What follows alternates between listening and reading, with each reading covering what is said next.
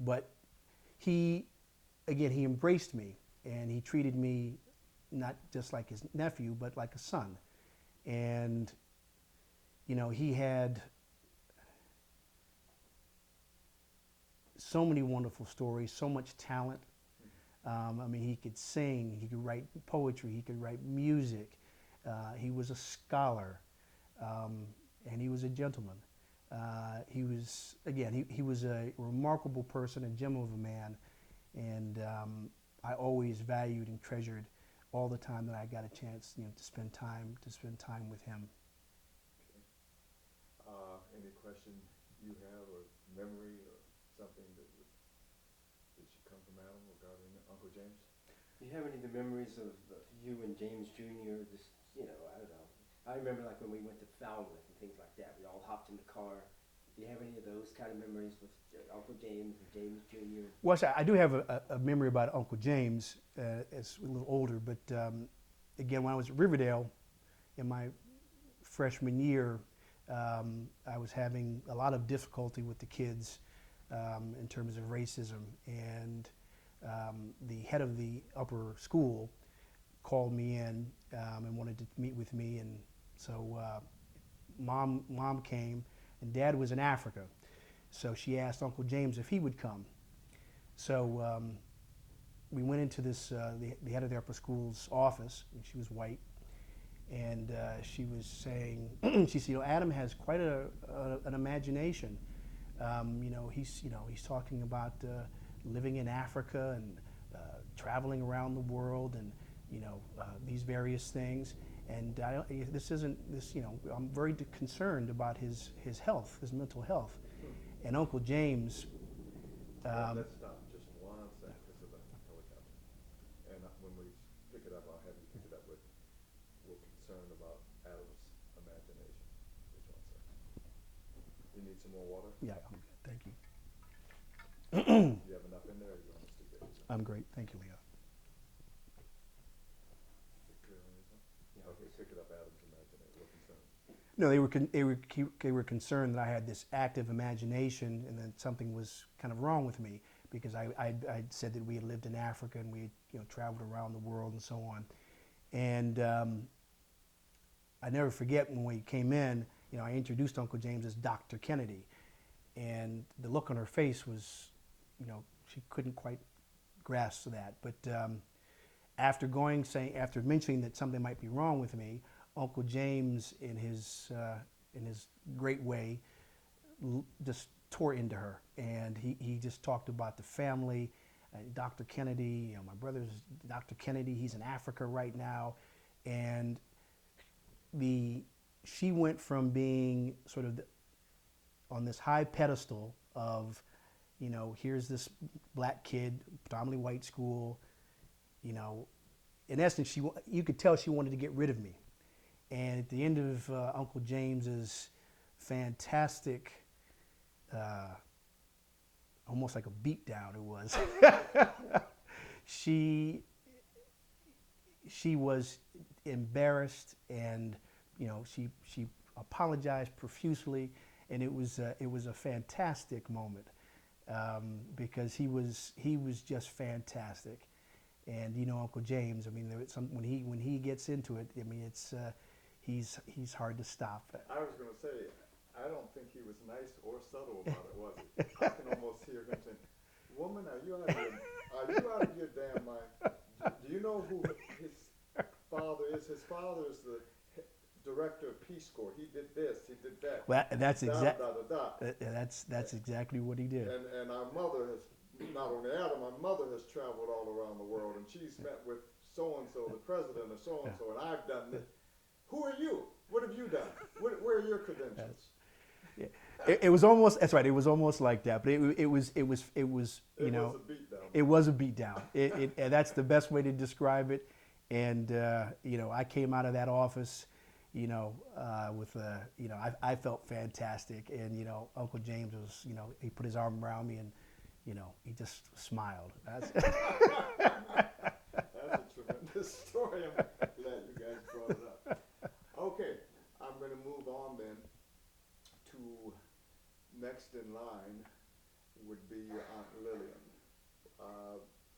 describe your Aunt Lillian. Well, Aunt Lillian and Aunt Irene, I spent the least amount of time with because them being on the West Coast predominantly. Aunt Lillian, my recollections of her are more as I was older. She'd come back from her time in Kenya, and again, one of the things, it sounds like a broken record, but one of the things that we went to lunch several times, and she was all about, again, it was all about support. You know, what do you want to do? I'm here for you. You can do anything that you want. Call me anytime you need anything. It was, again, it resonates with all of them. They were all that way.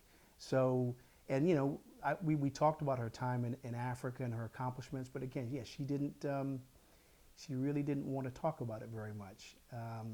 She was more interested in me and what I wanted to do and what I was doing.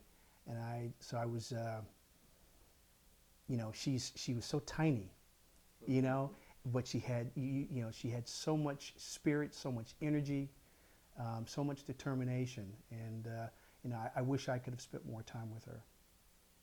Any recollections of Aunt Irene, if you were going to describe her to someone, how would you do it?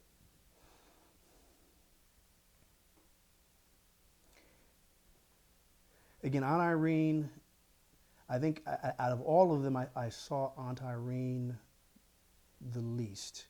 And I think, I'm trying to think, the last time that I saw her might have been at Grandma's funeral. I don't think I'm trying to think. Well, were you at the reunion? No, I wasn't at the reunion because Renee was giving birth to Kanan, I think, at the time. So we didn't make it to the reunion. So I haven't seen her. Yeah, I think it's been that long. What about Aunt Mary's? No? Aunt Mary passed. Wasn't Irene there for that? No. She might have been too sick to come. Yeah, no, she wasn't at the funeral. Yeah. She wasn't at the You haven't funeral. seen her in a long time. Yeah, Okay. Uncle Doug was there, but yeah, not Aunt I Irene. remember that. Uncle Doug. So I mean, it's. I think I would probably describe Aunt Irene more through, you know, the stories, because I don't have as many Okay. interactions with So Aunt Irene. vicariously. Yeah. All right. Let's move on to Aunt Mary. How would you describe her?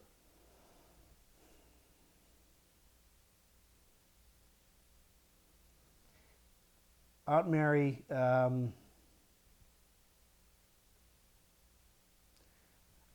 I'd like to say I think I was one of her, maybe her favorite nephew. She called me a lot. We talked on the phone a lot. We worked on a couple of projects together. She was, again, so much joy, so much enthusiasm. Every time I talked to her, every time I'd see her, she'd have a huge smile on her face. And again, she was always asking, like everyone, what are you doing? How can I help? And again, I was, for one of the things that we were working on before she passed away, I was hoping to interview her about her experience in Uganda. And again, you know, she like everyone else was just very, very humble about her what she had accomplished. And she was always very proud of me. And you know, I knew through my mother, she would say, you know, Aunt Mary has told so and so about what you're doing, and so on. Mm-hmm. And you know, she was just, I think she was maybe my biggest fan. You know, after my mother and father, she was just very caring and just very understanding, and always wanting to help in any way. And again, it sounds like a broken record with all of them, but that theme really runs through the entire family. In that she was always concerned and interested in everything that I was doing. So it was wonderful. Now, there's a chapter on Leon, and there's not so much on him, of course, because he passed away so young in life.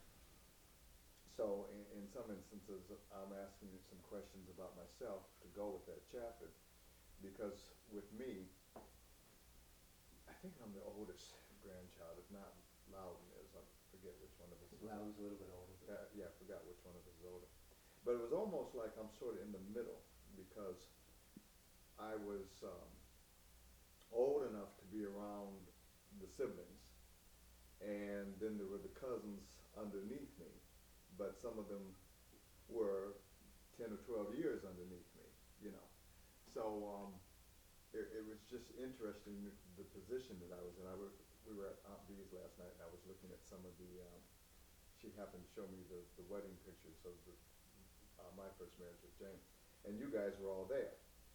And I had forgotten how young you guys were. You know, you were young kids Right. standing in the middle there. And I was saying to Maureen last night, I said, that's Adam, you'll meet him tomorrow. I had forgotten he was that young there, you know.